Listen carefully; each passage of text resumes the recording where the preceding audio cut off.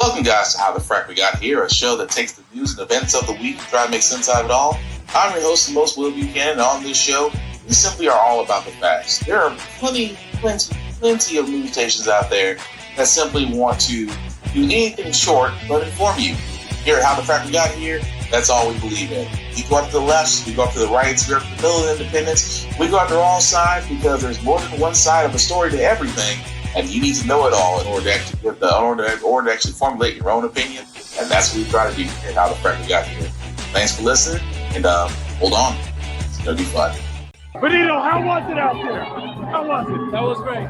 Bad Bunny's Apple Music halftime show ripped apart by Donald Trump on Truth Social as, quote, one of the worst ever. The Grammy winner's Spanish language performance, which Trump labels a slap in the face to our country, was a celebration of America, with shout-outs to countries and territories across North and South America, including his home, Puerto Rico, part of the U.S. It got timing. Yeah. It's perfect. And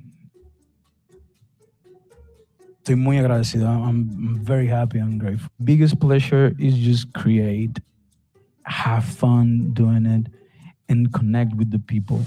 The president taking offense to Benito's Spanish writing, nobody understands a word this guy is saying, calling it an affront to the greatness of America, and seemingly confirming he did not tune into Turning Point USA's counter-programming, the Kid Rock headlined All-American halftime show.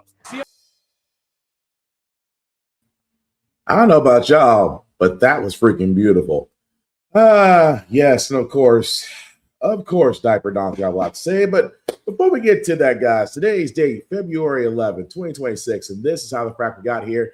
I'm your host, the most Will Buchanan on the Frack Right Here. We do take the events of the week and try to make sense of it all. But you bear with me, guys. I'm getting over a cold, so voice is a little So if you hear me, great. If not, please turn on subtitles. I'll try to do my best. That being said, we do pride ourselves on being a news podcast. We do pride ourselves by actually citing from sources with award-winning journalism. We do not do sensational news like Fox News, The Blaze, The Daily Beast, where every extreme left extreme right views from simply don't do that. At the same time, guys, we do try to watch our language, but words do fly. And there may be things that might be shown that might be too intense for younger viewers, so viewer discretion is advised. Aside from that, welcome. So, everybody, okay, let me put it this way. Bad Bunny's Super Bowl performance was, in my mind, a beautiful love letter to all of those people, to Puerto Ricans, to El Salvadorians, to Mexicans, and he included everyone. It was a beautiful, cultural, historical trip to view the side of a culture that not a lot of people know about. I thought it was beautiful to have him, Cardi B, Jessica Alba, Pedro Pascal, so many others. Even some historical musical figures were in there as well. I thought the whole thing was beautiful, even including the 5-year-old. That a lot of people don't remember, the 5-year-old that, got used by the Gestapo ISIS bait to pull his parents out. He was in the performance as well. And again, I thought all that was beautiful. But of course, if you go by the Fox side of things, they're not too happy, especially failed performer, terrible lip syncer, probably on meth by now, Kid Rock, as he speaks to one of the 3 douchebag heads of Fox News, Laura Ingraham. What'd you think of Bad Bunny? I know you didn't see all of it, but you saw some clips. Like most people, I didn't understand any of it. I mean, I saw there's a lot of dancers and a lot of big to-do stuff. And, he said he wanted to have a dance party. It looked like he had one. Not my cup of tea, but I don't fault that kid for, doing the Super Bowl, getting in front of a global audience. I fault the NFL for putting him in that position, and Turning Point for having to come out and have an alternative for people to watch. It's just poor kid. Really? Poor kid? See, this is why, first off, and I know we're about 5 minutes into recording, and I said I try to watch more Fanny, but I have no other way to say this. Kid Rock, fuck you. I mean, you haven't had a hit since ever. And to sit there and say the same thing that Diaper Don and a lot of you backwards, one limited language people I couldn't understand a word you were saying. I couldn't understand a word you were saying. I can't enjoy it. Okay. Now, jokingly, Bad Bunny said, oh wow, 4 months ago. He said 4 months ago, you got 4 months to learn Spanish because the whole thing's going to be in Spanish. And for all those that had trying to find the SAP button, trying to get subtitles on, hoping to God you can get a translation, I don't feel bad for you guys.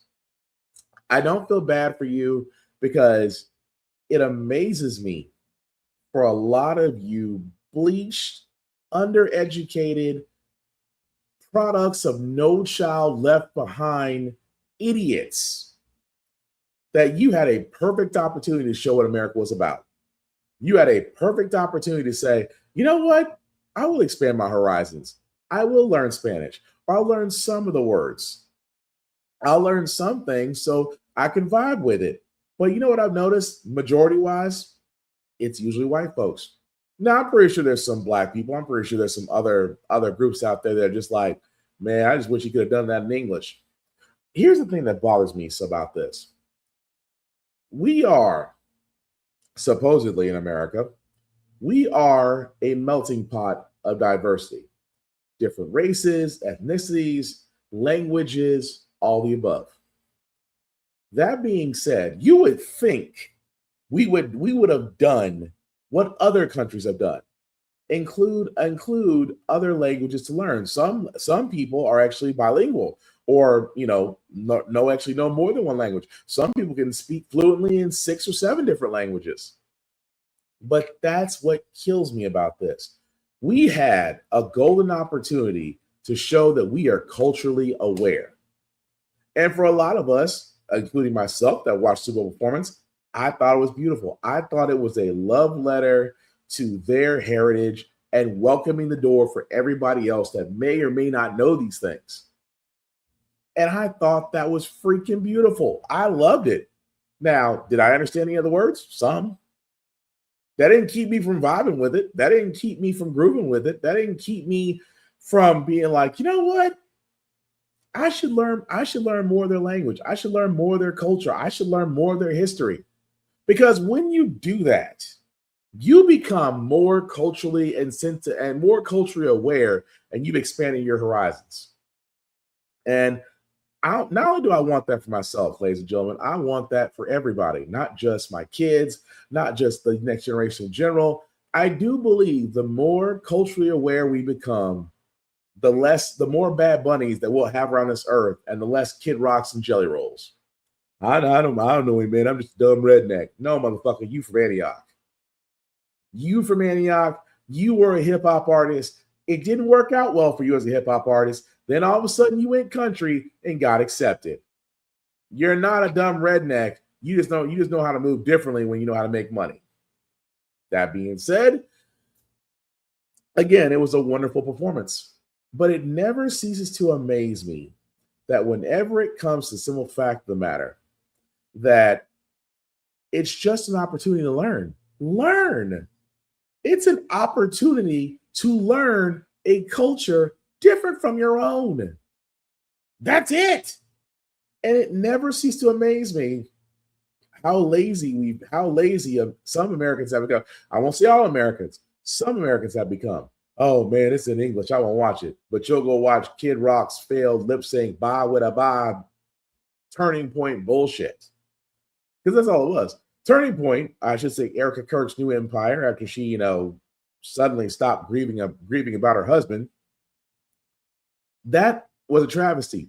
And as they heard, Diaper Don didn't watch it. What did he watch? The one thing he said he wouldn't. I'm not going to watch it because he's doing the whole thing in Spanish. And I think the NFL needs to be investigated. As House Republicans are trying to call for an inquiry that a private organization has done. They're trying to call for an inquiry. Your tax dollars at work, ladies and gentlemen. And another reason why Republicans should be in office, especially these. But yeah, so he did it in Spanish. So what? I'm going to be honest with you. I hope the next Super Bowl is in a different language. I hope the next Super Bowl halftime show is in a different language. I hope it's a different culture. I hope it's a different language. Just so I can see these dilapidated napkins turn around and say, well, I'm not watching the halftime show as watching the halftime show. I'm not going to watch a guy who's going to speak in Spanish while you're eating nachos, salsa, and guac, and probably queso. So you'll eat everything of their culture, but you won't listen to their culture. You'll go to Mexican restaurants, but you still want them to speak English to make you feel comfortable. Ladies and gentlemen, that is the definition of white ass privilege. But hey, Bad Bunny won, and I love it for the guy. I love what he was able to do. Fuck Kid Rock, fuck Fox News, fuck Lori Ingram, and fuck Diaper Don. I can't promise that'll be the last of the profanities I'll say on this podcast, but thank you for rocking with me so far. That being said, we need to get to the other thing that Diaper Don did, where he decided that, today I'm going to post on Truth Social, and I'm not going to show it here. It's been shown already. Picture debuting, showing former President Barack Obama and former First Lady Michelle Obama as apes. Of course, everybody did the usual thing, and I say everybody, I mean Republicans, immediately denouncing him. Even Uncle Tom's ass, Tim Scott, I can't believe this is the most racist thing I've seen. This is the most racist thing I've seen in a long time. Motherfucker, you work with them. You're associated with them. You're in the same country club with them, and that's the most racist thing you've seen? Clearly, the fake outrage is not happening with our folks. But, of course, it was on Truth Social for quite a while. It did get taken down. But when the current administration asked Diaper Don about this, and would he apologize? Well, we got this. Speaking out following that rare reversal, taking down a video reposted by his social media account. After the Senate's only black Republican, South Carolina's Tim Scott, a strong Trump supporter, called the decision to repost it, quote, the most racist thing I've seen out of this White House. I didn't make a mistake. I mean, I look at a lot of thousands of things, and I looked at the beginning of it. It was fine. Nobody knew that was at the end. The AI-generated video depicting Barack and Michelle Obama as apes was reposted by the president's Truth Social account just before midnight and deleted this morning. White House Press Secretary Caroline Leavitt initially defended reposting the video, writing, this is from an internet meme video depicting President Trump as the king of the jungle and Democrats as characters from The Lion King. Please stop the fake outrage. But after Scott's stinging criticism and more Republicans piling on, the abrupt U-turn, with a White House official telling NBC News a, quote, staffer erroneously made the initial repost. It comes after Tom pressed the president about inflammatory posts he amplifies on Truth Social, including about election integrity.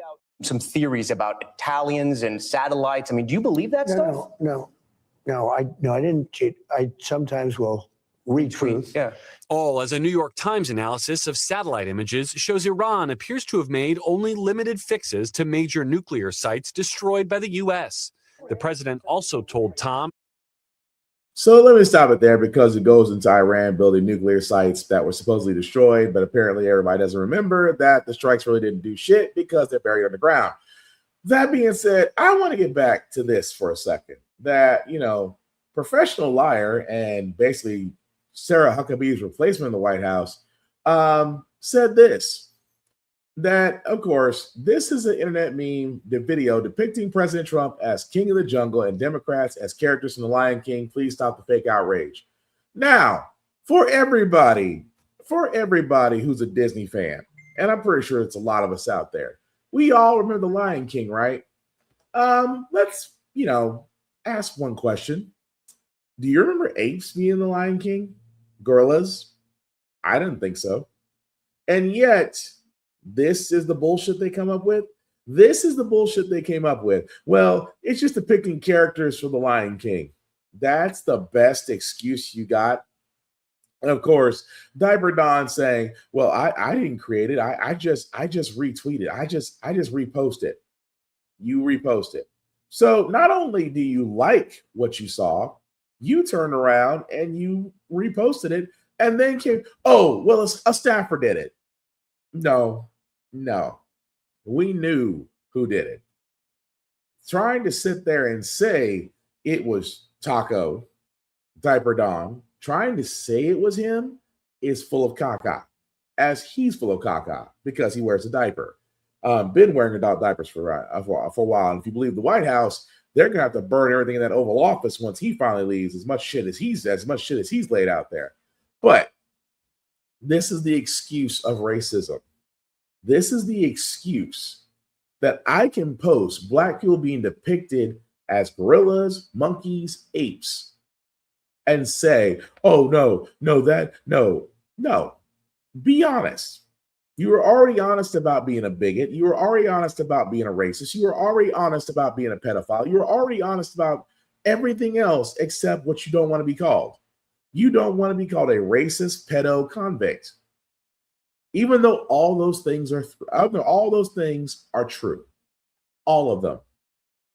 And yet, a staffer is the excuse is a staffer did it. Because Trump's not racist. Yes, he is. This is the same man, for a lot of people that don't remember, this is the same man that took the New York Times and got a 5-page front page about the exonerated five. Back then it was Central Park Five. The same five young black men accused of essaying a young white woman. And Trump turned around at that time and took out a 5-page news ad that's basically condemning them and saying they should all be killed. So those the Central Park Five, known as the exonerated five, are suing, and I hope they win. But I'm just pointing out something about Trump and saying he's not racist. Condemning 5 black boys for a crime they didn't commit, him and his father being sued for not actually leasing out to people of color when they had apartments. I can keep going down a list of all these things that Diaper Don says he's not racist, and yet history proves otherwise. The thing about it is, guys, is just that not only taking apart from what he did to the Obamas, not only for him knocking down a Super Bowl halftime show because he couldn't understand it because he's too effing lazy to basically read and study and understand another language, because his privilege, white privilege, always comes back up, and they always love to use it to sound like the whining snowflakes they call everybody else. And you can't make that shit up. But speaking of things you can't make up, guys, Epstein associate and currently in Cushy prison, Giselle Maxwell, is going to be testifying before a committee, except she's pleading the fifth. Why?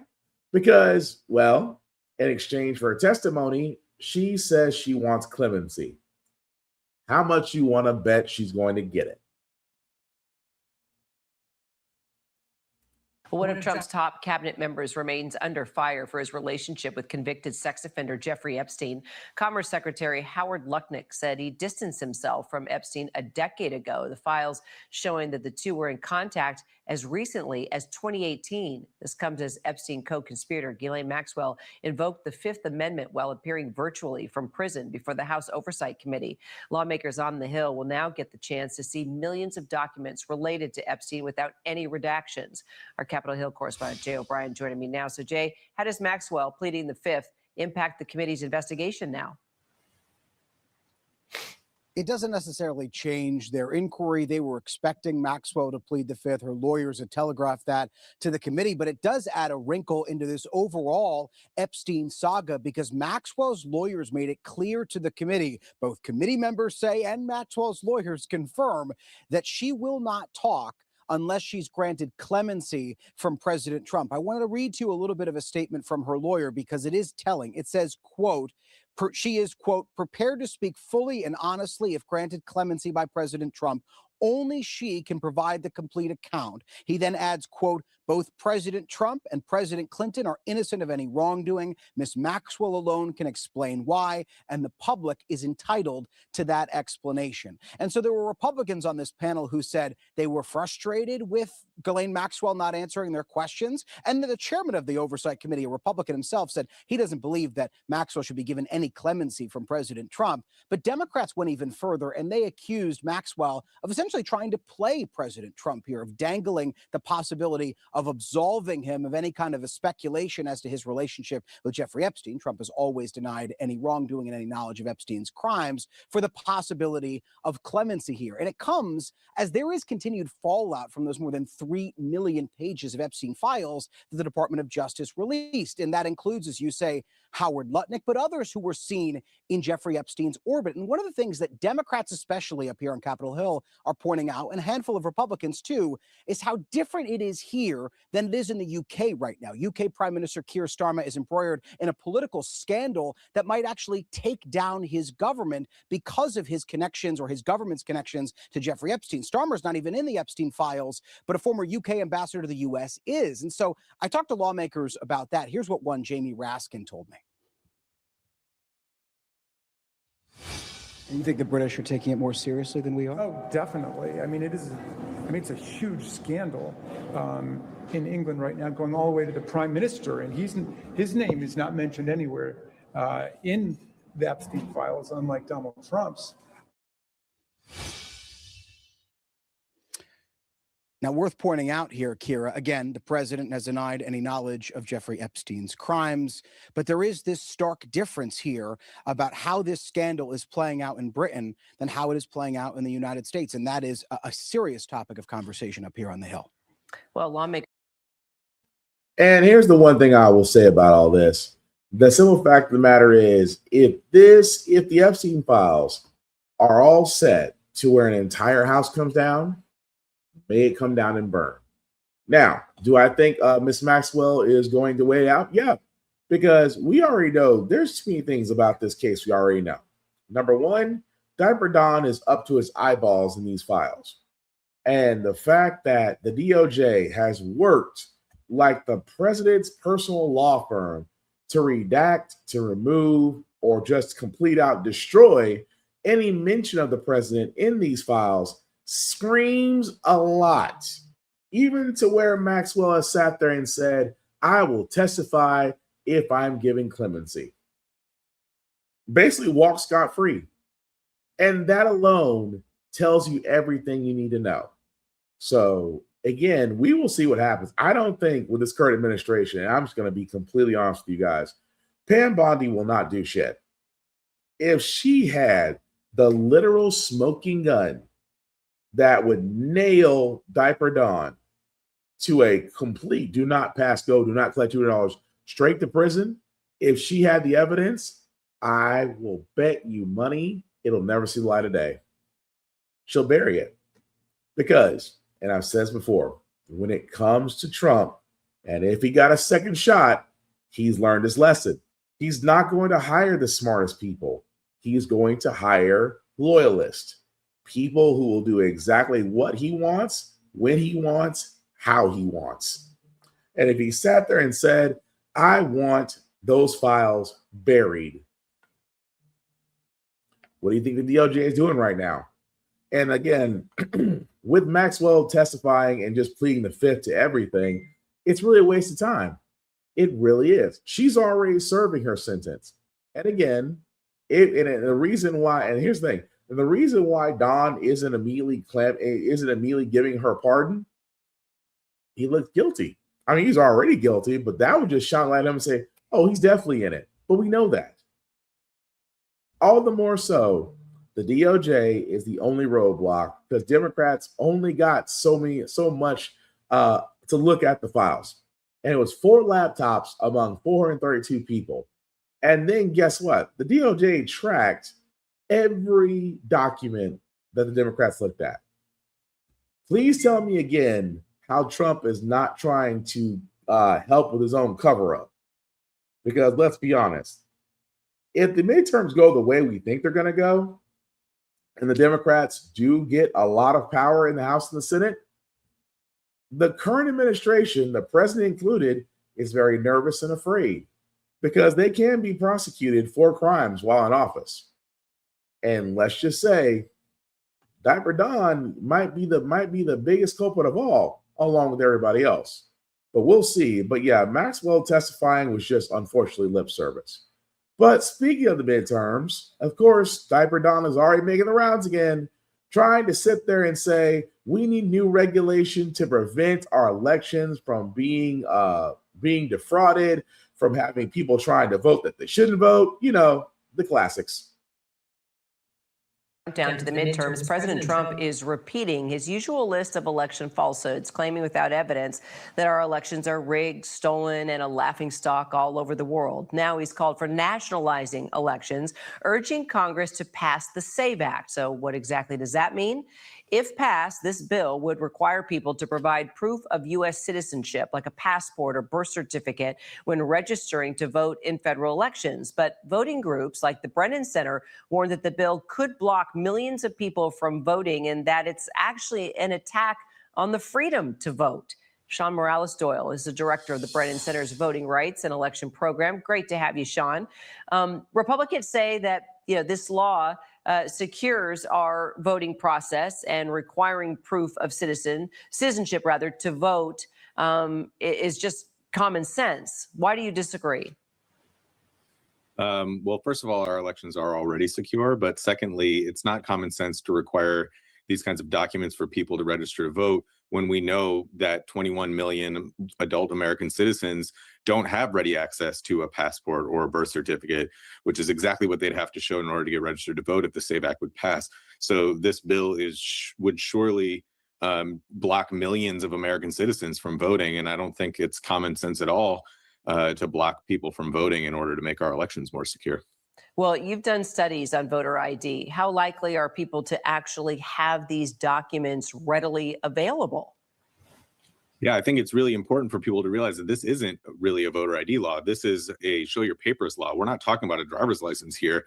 I saw that graphic at the beginning mentioned a real ID compliant license, and it's true that the bill suggests you could use a real ID compliant license, but it's not actually true because it says that license has to demonstrate you're a citizen on its face, and real IDs don't do that.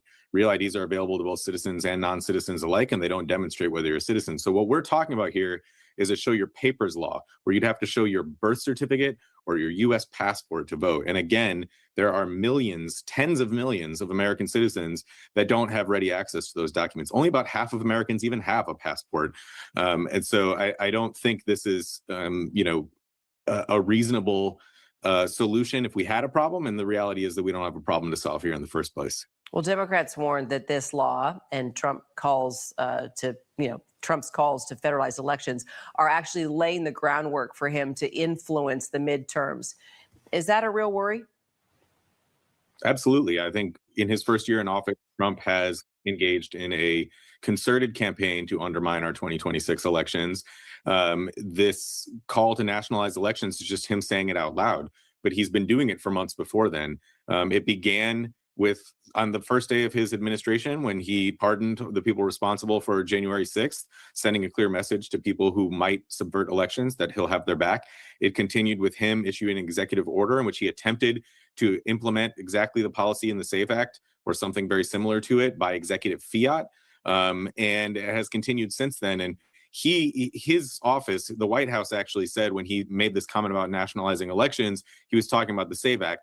That doesn't really make sense, but it does reveal that the SAVE Act is just another prong of this concerted multi-pronged campaign to undermine our elections. I think people should be worried about it, but I also think that we have the tools to fight back against it and make sure that we can have free and fair elections again in 2026.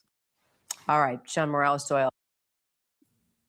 So the one thing I did want to point out, and let me go back to a second, because again, that man is right on all counts, because here's the problem. And here's the problem. And here's the problem I'm getting at, guys. The thing I'm getting at here is what he said, that this is a show your papers law. And again, I know I'm sounding like a broken record, but I'm only trying to get you guys to understand. The SAVE Act has nothing to do with real ID. As he explained, and again, if you're like me in Tennessee and other states, you do have to get a real ID eventually. I know I have to. Because my license will be expiring. But what this whole bill was again, bill required proof of citizenship to vote federal elections.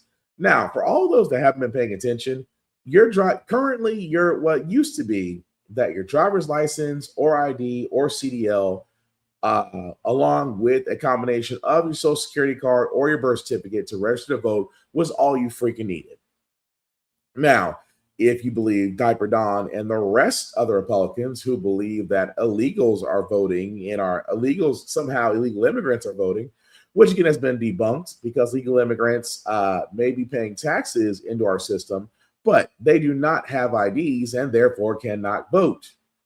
That being said, he's trying to push this Save America Act to where you would need, as they're showing here, a real ID, complaint ID showing citizenship. The problem is with, as the man said, real IDs is that immigrants can get IDs as well as naturalized citizens. So that's neither a moot point. So what are they doing? They're going to the next step. The next step is you have to have a U.S. passport or your birth certificate. Now, for a lot of people, as the man said, not everybody has a U.S. passport. I can tell you this from experience. The process can take a while, up to 6 weeks. You do have to go to a U.S. Postal Service or an area or a passport center in your area. You do have to go to, Little Raven Roo, pay a fee, wait about 6-7 weeks, bingo bango, you get your passport. Unless you're at a consulate or overseas, and that's a lot faster, but that's a whole nother story. But not a lot of people have U.S. passport, and not a lot of people are going to be carrying their birth certificates around. So what is this doing? As we've said before last year, and we're going to be saying this year, as we get close to the midterms, ladies and gentlemen, they are trying to move the goalposts. The Republicans know that they are in freaking trouble. The Republicans know that people are tired. Taco's approval rating is in the toilet, below 30%, well over 60% disapprove of the way he's running the country right now. And that number is only going to grow. And Republicans are nervous. Trump is nervous because, again, like I said, if Democrats get the House, and let me stress this very carefully when I say this, Democrats are at this point, it's their race to lose. They can get the House and the Senate. Here's also what I'm saying. If they get overwhelming majorities in the House and the Senate, that's when Taco's going to be deathly afraid.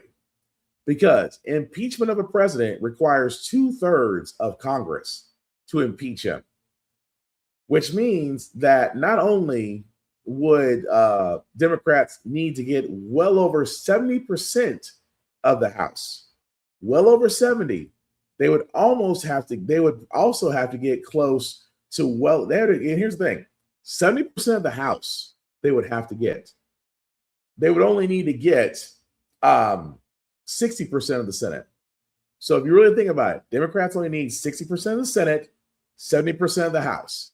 If they get those, they have overwhelming majority and the 2/3 they need to move for impeachment and get away with it. Hence why Republicans are gerrymandering, trying to remove seats, trying to, instill voter laws, trying to move the goalposts, closing voting areas, trying to eliminate mail-in voting. They are doing all of these things because they know their plans have not helped the American people and you've pissed them off. So with that being said, it is going to be interesting these next 9 months because Democrats, all you got to do, the old guard has to go. Nancy Pelosi's already on her way out. Chuck Schumer should be shown the door and let the women lead. You do that, Trump's good is gone. And I'll put money on that. But speaking of Trump, because he wants to put his name on every goddamn thing, he is now launching a new online drugstore called Trump RX, to where you can get prescription discount, where you can order your prescriptions at prices. If it's like everything else that Trump has put his name on, you won't see your prescriptions for the light of day. The Trump administration last night launching its new website known as Trump RX, designed to make prescription drugs cheaper. Dozens of the most commonly used prescription drugs will be available at dramatic discounts for all consumers. The website does not sell medications directly. Instead, it offers pharmacy coupons like this or discounts through the manufacturer. The president saying consumers can expect big savings on medications used to treat diabetes, heart disease, and obesity. For example, the popular weight loss drug Wegovy will be discounted to about $150 a month, down from an original price of more than $1,300. Although by late last year, some patients were already paying as little as $199 a month. Trump RX discounts are available only to cash-paying patients and do not apply to those using insurance. The website advises users to check their copay first, because for some, paying through insurance may still be cheaper. This is expected to benefit a very narrow group of Americans, those who, number one, don't have insurance, and number two, can also afford to pay these prices out of pocket. Experts say the program could still help some insured patients.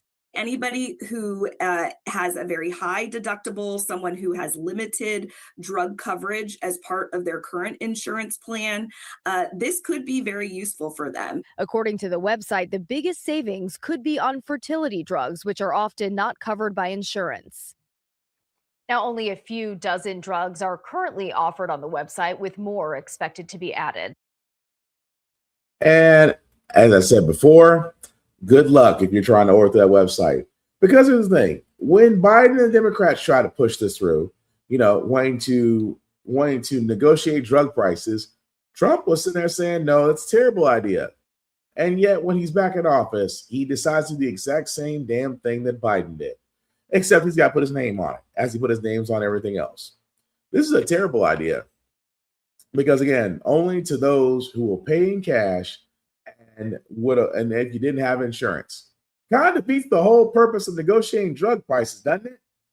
At the same time, in this day and age, who can afford to pay more in insurance when health insurance is a for-profit business and it's a casino business? And just like all casinos, the house is winning.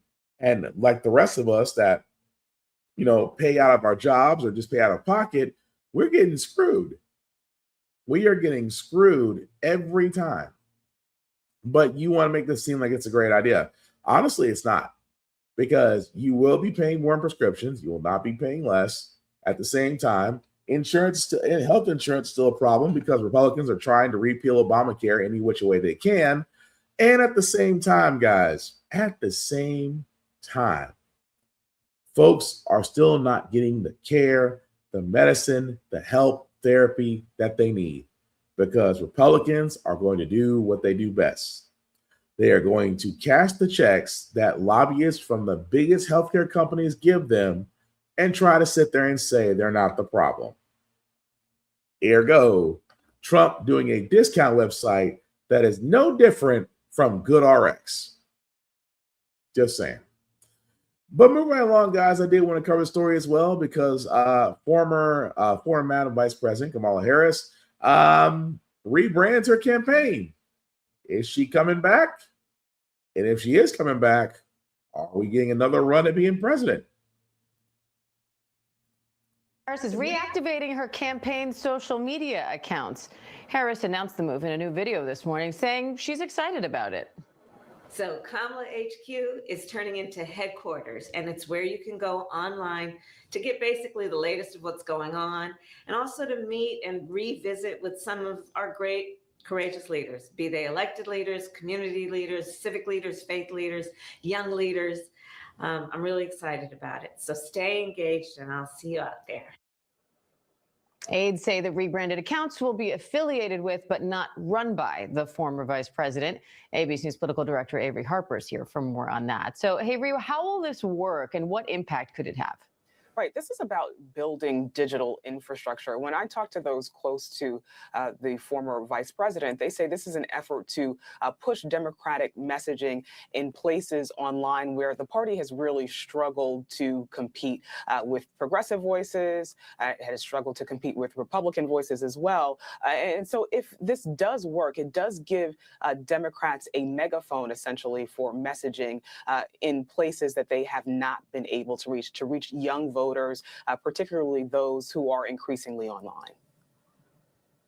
So what does this tell you about Harris's plans for 2028? Well, it doesn't tell us all that much yet, right? There's no declaration here saying that she is now going to run, but it does signal that the former vice president, is finding ways to remain politically active and relevant in the case that she does decide to run in 2028 or beyond. Meanwhile, Avery, the Supreme Court is allowing California to go. So I gotta be honest. Yes, she is. Yes, the former VP is rebranding, and with headquarters. But let's play a game of what if. Let's play that game. Let's say the former Madam VP decides that she wants to run for president again. Like I said before, the only thing I'm mad about Joe Biden is that when he decided he wanted to run again, he should have decided not until after his first debate with then Diaper Don, and then deciding that he could no longer continue. I really do think he hamstringed Harris. Harris had to run a 2-year campaign in less than 9 months, and that was completely and utterly unfair. That being said, she did show herself well in debates and sat there in the one debate that she actually had. And I think she would have actually made a great president, a great first Madam President. Now, I've said it before and I'll say it again. I do think there are some people in this country that honestly are a little bit sexist. I can't follow a woman that's president. Every other country outside the U.S. has had at least a woman as a prime minister, a president, or head of state. And those countries are still here. Some of them even thriving.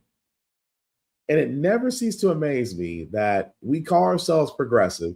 We say we're moving forward, and yet 2 women, former First Lady, former Senator of New York, former Secretary of State Hillary Clinton, who might as well just had a crystal ball and predicted everything that Trump was going to do, and she has not been wrong, and yet they chose Trump. Madam VP Harris came forward and, much like the crystal ball, said everything that Trump was going to do, and she's yet to be wrong. Yet folks voted for Trump again. I'm not saying Harris is running for office. I wouldn't be surprised if she is. But just like my last couple of podcasts I said ago, as I kept the title for it, this time, vote for the Black woman. Because I honestly think that she'll make a great presidential candidate. But I also believe that Democrats need to produce more than just one and not get behind a single horse. But like I said, for the Democratic side, if they need to turn to the women who are being progressive with a bold progressive agenda and push forward on that, while the moderate centrist Democrats need to retire, because Congress is nothing more than a nursing home with power. And that's scary that one of those guys who should actually be in a hospice right now is currently the president, shitting in a diaper. But we will see what she does. Like I said, it's 9 months. We will see. Moving right along, guys, we're covering a story that we covered a week ago about New York nurses going on strike, 15,000 to be exact. And we actually have some news from that. And like I said about most strikes, if you pay the people, they always come back. And you should have paid them. You should have done right by them in the first freaking place. It's a busy Monday afternoon. We're going to begin with a major relief for thousands of striking nurses and their patients. A tentative agreement was reached with Montefiore and Mount Sinai, but the strike continues for more than 4,000 nurses at New York Presbyterian. Eyewitness News reporter Darla Miles outside Mount Sinai on the Upper East Side with the breaking developments. Darla. David, in San You can see we're outside of Mount Sinai, and there are a number of nurses out here, but the volume of nurses clearly a lot fewer after reaching that tentative agreement. I want to go right to what they have agreed upon so far, those sticking points, the things that have ended this 29-day nurses strike for 2 different hospitals. Right now, this tentative agreement is really important after certain nurses decided they were going to stick to their guns. So for Montefiore and Mount Sinai, they have agreed upon safe staffing, health benefits, protections against workplace violence, limits on AI, and a pay raise of more than 12% over 3 years.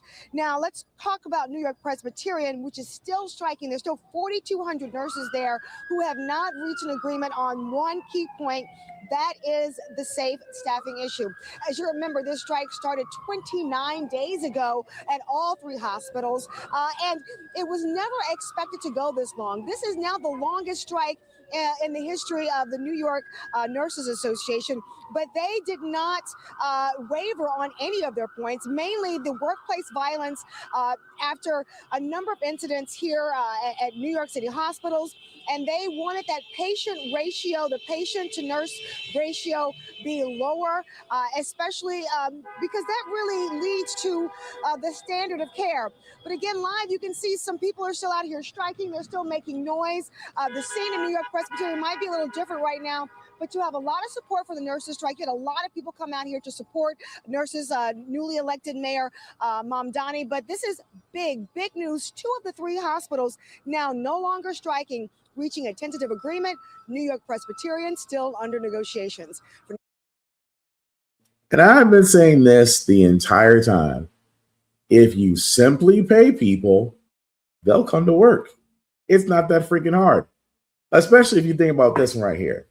All they wanted, tentative agreement, safe staffing, health benefits, protection against workplace violence, limit on AI, pay raise of more than 12% over 3 years. You know what I got out of all that is better benefits, better pay, better protections at work. And they would come back to work. And this kind of goes back to what I was talking about, guys. This comes back to what I was talking about when I was saying about these healthcare companies, these hospitals that are ran by corporations. They only see profit. Even then, New York Presbyterian is still striking, 4,200 nurses. And the whole thing was safe staffing. Because again, I know some nurses, and I always say it best. The stories they tell me of dealing with patients that are violent, that are disturbed, and they don't always get the help that they need, but they're still expected to do their jobs, which I think is crazy. And not to mention, for the simple fact of the matter is, it wasn't too long ago that we praised them, didn't we? Oh, these nurses are these nurses, these first responders, these people that keep these businesses running, grocery store attendants. You guys are essential workers. Did we give them pay? Did we give them better benefits? Did we give them raises? Did we really show our appreciation the best way we should have done it better, that we should have known how? Because as constituents, yes, we applauded them. Some of them may have actually gotten cards or words of encouragement from us. Their companies that employed them should have done right by them. Hence why New York nurses, at least two out of the three hospital care systems up there, the private ones, are expecting the nurses to come back to work, while one is holding out because, let's just be honest, they don't care about the nurses that much to where the nurses don't feel safe to work there. And I'm sorry, I'll say it once, I'll say it again. You can have doctors, you can have staff. You cannot run a hospital without nurses. You can't run a private practice without nurses. You can't even run an urgent care without nurses. So if I were y'all, pay them and give them what they need so they can help others and you can keep your profits going, because it won't take away from your profits to actually pay people the right way, livable wages. You'll still turn profit. Don't believe me? None of these corporations are complaining about having a slow season. That's all I'm saying. But as one strike is partially ended, another one is gearing up for teachers in San Francisco that are going on strike because, surprise, surprise, they're not getting what they need. And education is essential. And today they see our power. After 11 months of negotiations, San Francisco teachers are on strike. The district's giving us numbers that just don't add up. San Francisco educators said they want a 4.5% increase in wages each year for 2 years. Initially, the district offered 2% raises for the next 3 years, but now it has offered 3% each year for 2 years. Superintendent Maria Su said the district is trying to avoid further cuts to schools as it faces a $100 million budget deficit for next year. San Francisco Unified School District does not have unlimited funds. We are managing a structural deficit, and we are currently still under state oversight. The district has also offered $24,000 in a health benefit allowance, which the educators union spoke out against on Monday. We're looking for fully funded family benefits. Right now, if you have 2+ on your health care, you're paying $1,500 a month. Nearly 50,000 students did not attend class on Monday. One of them is 8-year-old Santiago Garcia. His mom, Yerenia Tavares, is a janitor at ABC 7. Yeah, I have to bring it because I don't have nobody to take care of them. Yerenia woke up her son today and broke the news to him. School was closed indefinitely. Was it hard to wake up and have to come here today? Yeah. And today they And what it comes down to, folks, is just that it comes down to pay. I always love how management, oh, there's just not enough money in the budget, but you want the educators to work for free. Now, I will say it like this, guys. I will really say it like this. I will never understand how we can put teachers and everybody else on pedestals and pay them peanuts. I will never really understand it. And at the same doggone time, we expect them to do their job. Don't get me wrong. I love teachers. I love educators. They make such a difference in children's lives. But they have to make a living too. Some of them got families. Some of them have kids. And I can tell you off the bat, paying for health insurance on kids ain't cheap. And again, going back to the greedy ass healthcare companies. And then you have jobs that aren't paying enough. And then you have a job that can be as challenging as being an educator for other kids. Something's got to break. So no, I don't blame those teachers. I hate to say it that the ones that'll suffer are the children. But at the same time, you can't run this meat grinder of educators coming in, trying to teach these children, and somehow children trying to survive off just that. So again, I wouldn't be surprised if San Francisco caves into their teachers. San Francisco has one of the bigger districts in the country, and kids cannot afford to be out of school very long.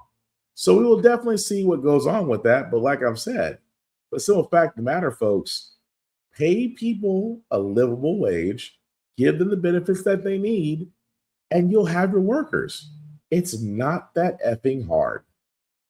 But speaking of things, going back to the Olympics for a second, it never ceases to amaze me, guys, that when an athlete speaks their mind and says something to the tune of I represent this country, but I don't like what's going on. Only Diaper Don would get his diapers in a twist because the athletes are simply speaking their mind. Like these two skiers, when asked about, representing the country, which again, these are U.S. skaters, but I'll let them speak for themselves. As Americans struggle with the heated debate about immigration enforcement tactics and public safety here at home, some of the U.S. athletes competing in the Winter Olympics in Milan have acknowledged the complicated feelings they're navigating as they represent their country on the biggest stage in global sports. It brings up mixed emotions to represent the U.S. right now, I think. It's a little hard. There's obviously a lot going on that I'm not the biggest fan of, and I think a lot of people aren't. Just because I'm wearing the flag doesn't mean I represent everything that's going on in the U.S. I love the USA, and I think I would never want to represent a different country in the Olympics. With that being said, you know, a lot of times athletes are hesitant to talk about political views and how we feel about things. I feel heartbroken about what's happened in the United States. I think that as a country, we need to focus on respecting everybody's rights and making sure that we're treating our citizens as well as anybody with love and respect. And I hope that when people look at athletes compete in the Olympics, they realize that that's the America that we're trying to represent. Those comments have drawn tough criticism from a number of Republicans, including President Trump. Yes, because President Trump called them losers because they didn't sit there and kiss the president's ass. Now, I will say this between Hunter Hess and Chris Lillis. They only said what they believe. You know, I may wear the flag, but I'm not cool with everything that's going on right now. And then one guy there said we need to actually be accepting of one another. And of course, Trump said, losers, how dare you? America is great, MAGA. And that's exactly what he did, along with others, because Fox News had to have their points too, but we're not going to go down that cesspool. We try to avoid it as much as we can. But when it comes down to it, guys, I am honestly reminded of Jesse Owens because of him winning the gold medal for track and field and the symbolic, everybody remembers the pose. And I just remember the longest time, white Americans did not like Owens for that. They love the fact that, yeah, USA won because that was in Hitler Germany, but everybody hated Owens because, again, he may have wore USA colors, but at the time of Jim Crow and segregation and everything else that's going on, he didn't agree with it, and he spoke out against it. And vis-a-vis, fast forward, we're at that same point again. That yes, as Americans, we do need to speak our minds. If you do have a platform, you should use it to speak about the injustice and things of that nature. Because let's be honest, a podcast like mine, which I love dearly, may not reach everybody, but somebody famous like Bad Bunny, or somebody or an athlete like LeBron James, they could use their platform because let's be honest, more eyes are attached to them. So yes, as athletes, as certain celebrities and people that have amassed them out and have a great following, you do have a responsibility to use your platform for good and speak out. Because here's the thing I have noticed before we go on to the next couple of stories in the feel good segment. Here's the one thing I've noticed, folks. It's just that people never pay attention until it hits home. And when it hits home, it's a culture shock. So imagine those that have a following are sitting there saying, I never thought I'd make this. I never thought I'd make this type of statement. But then again, I didn't think this would happen to me either. Imagine the impact that would have. Folks would be listening. It's almost in the same sense of when Bad Bunny said, I am doing my show in Spanish.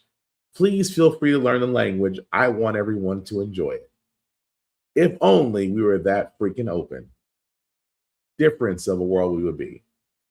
But here's another reason why I say that might be a little bit hard to come by because, well, Indiana. Oh, dear God. This is Project 2025, and I'm just going to be honest about this. There is currently a bill that is about to be proposed that requires schools to promote marriage before having kids. So, a state senator, Republican of course, sat there and made a bold promise, requiring public schools to teach the importance of getting married before having children. And because of that, all students will prosper later in life. What the frack? Because this is supposedly a concept, success sequence. It's supposedly a 3-step formula touted by conservatives for boosting young people's chance of financial stability. First, obtain a high school diploma or higher. Second, find a full-time job. Finally, get married before having children. If you wonder who this came from, American Enterprise Institute, the Institute for Family Studies. That's where it came from. And it never ceases to amaze me that it's all Project 2025. You know why? Because the simple fact of the matter, guys, is this all comes from the thing of we have to ensure that the white baby fertility rate or baby rate increases. Because birth rates for white people have significantly decreased. So what do? Oh, we go back to basics. Let's go back to the 50s. Let's put women in the home. Let's not let them get secondary jobs. Let's not let them do anything without a man. Let's make sure they stay barefoot and pregnant. We're going to need more white babies. So what do? You literally go to one of the whitest states in the United States. You go to where it's conservative and possibly religious, and you indoctrinate.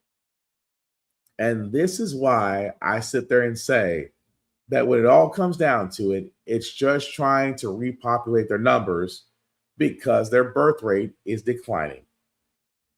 At the same time, conservatives, being the party of small government, wants to use government to impose their beliefs on everybody else. And that, ladies and gentlemen, is indoctrination.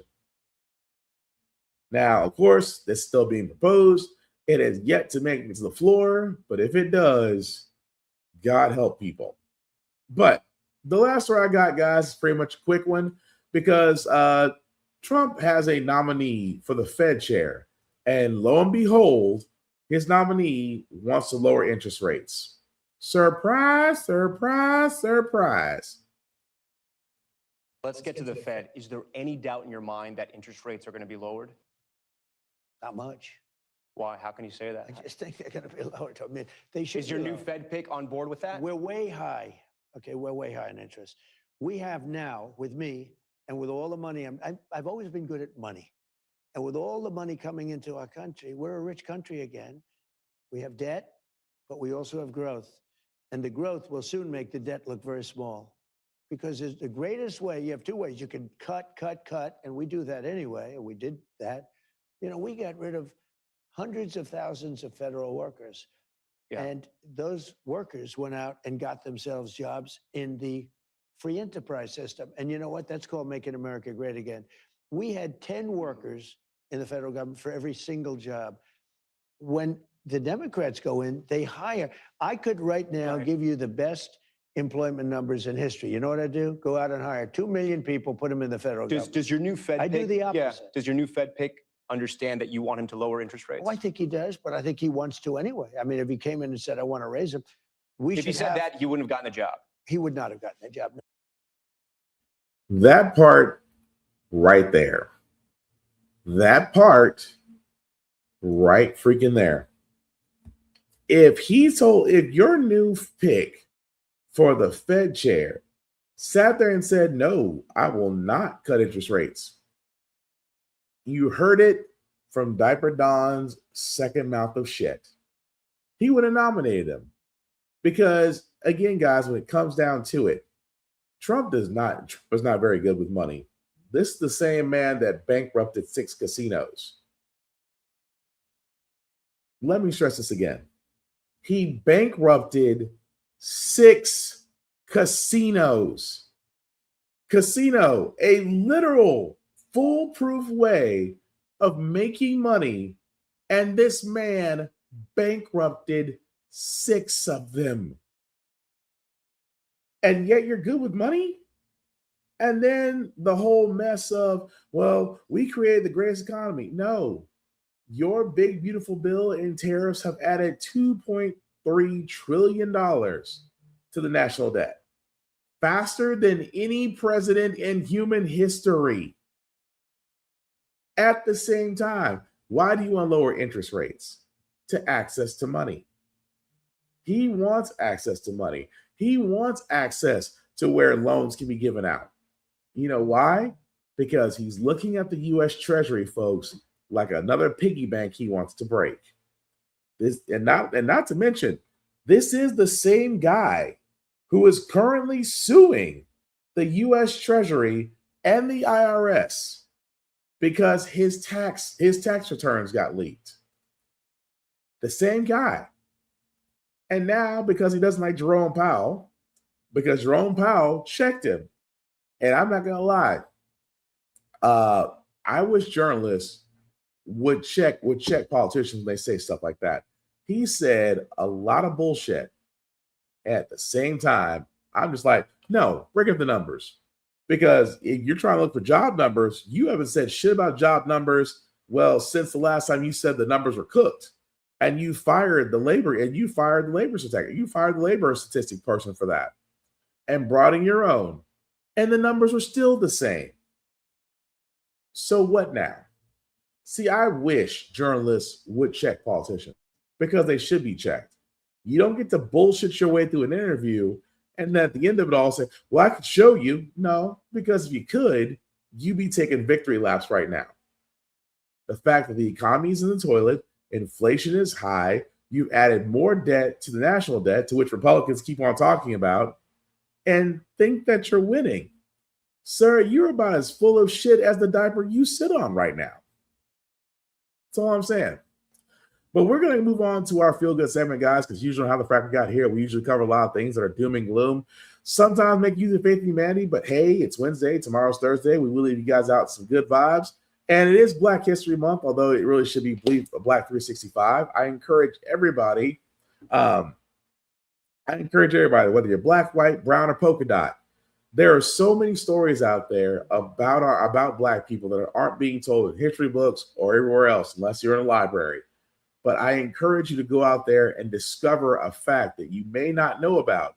Like, for example, the story I'm about to play is a history on the fact of cowboys. Because, yes, contrary to popular belief, the first cowboys, Black. Welcome back to ABC News Live. First, we are celebrating Black History Month by honoring the legacy between Black Americans and cowboy culture. The Connecticut group Ebony Horsewomen Incorporated is educating kids about that often overlooked part of history, while also training the next generation of Black equestrians. And now the group's founder has opened the Mary Fields Horse and Heritage Museum in Hartford. And Ebony Horsewomen Inc. founder Patricia E. Kelly is here with more on that. Hi, Patricia. Happy Black History Month to you, and thanks so much for coming on. Thank you. Good morning. It's my pleasure. So the Mary Fields Horse and Heritage Museum is named after Stagecoach Mary, who's a legendary figure in Western history. Why this name? What do you want people to learn about her story and the history of Black equestrians in general? Right. Well, she was an incredible woman. I feel connected to her in a lot of different ways because of course, of the culture of, naturally, but also that she was a woman who was very much alone, unfortunately. She had no parents, well, of course she had parents, but disconnected from parents, disconnected from siblings. She had no children. She was in the world alone. But yet she did incredible things.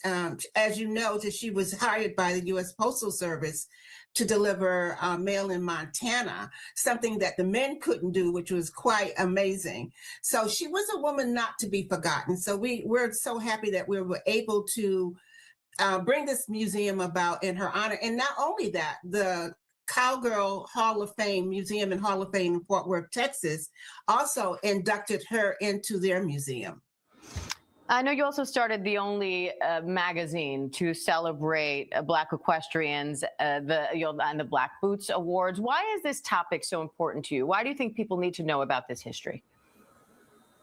Because it's American history, number one. I think one of the greatest icons of America is the cowboy, which originally started with the Black horsemen who herd cattle. That term was created, unfortunately, it was a derogatory term, but it was to establish the difference between the white herdsmen and the Black ones. So they were called cowboys instead of cattlemen, cattle hands, cattle pokes. This history is at the beginning of the development of America. And now that we're celebrating our 250th year, it's incredibly important that our children know who, what, and how it all started. And it started, most of it, with the development of, bringing cattle across the country for feeding. But it was done by mostly Black equestrians, Black cowboys, as it was. And so coming forward, the Black equestrian is found in every discipline of equestrianism, and that needs to be celebrated, needs to be known, needs to be taught, needs to be celebrated, not just in Black History Month, but because it's American history, it needs to be taught all the time. You say this also transfers to life skills. How? Oh, very much so. So I always say that horses make humans more humans. So the practice of empathy, to understand the lifespan of other living beings on earth. And not only that, the horse is so intuitive, to create a bond with the children or anybody, that they begin to understand, the essence of life, which is more than stuff that you can buy and stuff that you can sell, but the creations and intimate relationships between animals and horses. It also gives the children a lot of information about equine science, which helps them to develop their careers in the future, to see what kind of careers normally not thought of that could be very, very open to them, and something that could be very rewarding as well. So it goes from the healing and the empathy, but also the knowledge of that can help develop careers in the future. All right, Patricia E. Kelly, we appreciate your time today. And I thought that was pretty cool. The fact that we're actually seeing a museum of ebony horsewomen and Black equestrians. Like I said, there are so many more stories out there that honestly need to be told. And like I said, just don't wait till February, guys. Please, with the abilities that we have, learn about Black history. At the same time, learn about different cultures. Be like Bad Bunny, not like Kid Rock and Jelly Roll. That being said, that's going to do it for this podcast. Thank you all for liking, for watching, for letting people know this is live. I certainly appreciate that from the bottom of my heart. I apologize for my voice. I hope it gets better because I'm so ready to get over this cold. But thank you for rocking with me. That being said, shameless plug before we do get out of here, guys. Shout out to APR TV. Why? Because How the Frack can be seen on APR TV. You can definitely get it as an app on the Roku device or Amazon Fire Stick, but definitely check them out at APR TV or alwaysprogressivereport.com.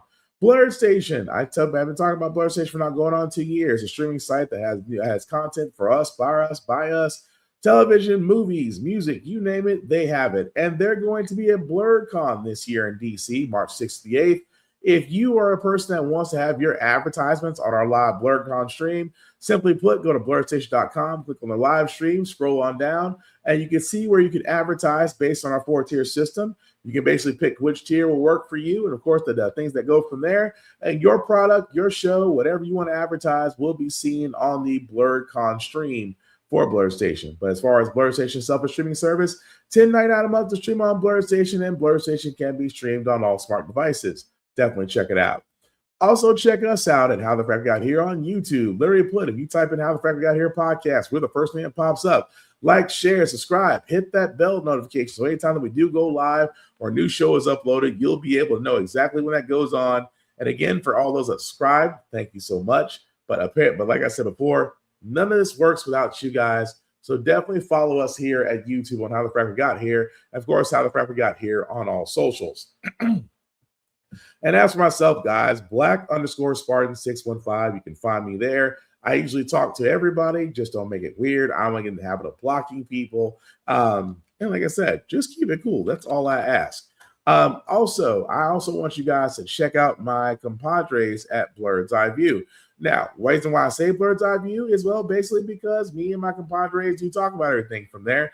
You can definitely check out Blurred's Eye View on YouTube. That's right there. You can see that. And if you'll scroll down, you'll be able to follow us all directly from that page. Room Full of Blurs, my other show, Get Bit Podcast, Navy Montel, Geek by Heart, Show Quo, Lore of the Culture, and of course, Safari TV. You can definitely like and subscribe directly from the Blurred's Eye View podcast. And again, you won't be disappointed. Again, guys, as I'm wrapping this up, men in general, go get checked out. Please go to the doctor and keep up on your visits. Going to the gym is great. I know I enjoy it on a nightly basis, but apparently, guys, going to the gym and eating right is not enough. We have to get checked out, whether it's your prostate, kidneys, or things like that. You don't want something that can be a silent killer simply to take you out because you yourself thought you were not, thought you were tough enough to survive it. We all need medical care. We all need to get checked out. We all want to live longer. So let's do what's necessary. That being said, also protect your mental, guys. Mental health is everything. Please take advantage of all services and places there if you are needing help, because again, you are needed, you are wanted on this verse in your verse of this story we call life. At the same time, guys, check on your people, call or text, and do something that makes you happy. Get away from doom scrolling. The world is still going to be here, but you definitely got to take care of you first and enjoy life. That being said, guys, the last thing I'll say about how Frack we got here, it's all about staying informed.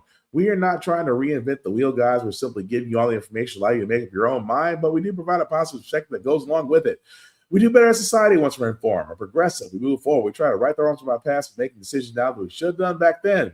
Like electing our first black woman to the Supreme Court, electing our first black woman to the Federal Reserve Governor, electing our first black woman, hopefully one day, to be called Madam President. All great things. When we don't learn from history, we are doomed to repeat it. That's what we keep asking ourselves. Why are we electing different politicians? Why is everything all about our paycheck? Why are we electing different politicians? Still the same old game in Congress? And most importantly, how the Frack we got here. Thank you all for watching, guys. Please take care of yourselves and each other, and I promise we'll get through this. Live long and prosper, guys. Peace.